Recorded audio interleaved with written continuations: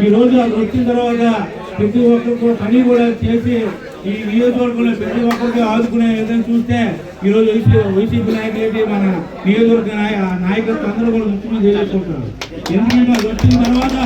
మనకి గత నాయకులు రావడం, ఈ రోజు అందరూ గాలిలో తీసుకురావడం మనం అదృష్టంగా భావిస్తున్నాం. అలాగే నాకు కూడా పక్కన రాజకీయం ఎంతో కొంత నేర్చుకుని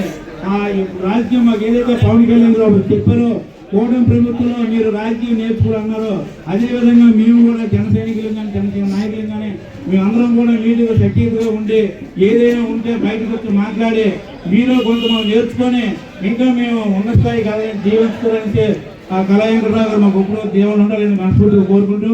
అలాగే మనకి ఈరోజు ఏదైతే డిప్యూటీ సీఎం కోసం సుఖాలు తిరుగుతాయో మీడియాలంట అధిష్టానంగా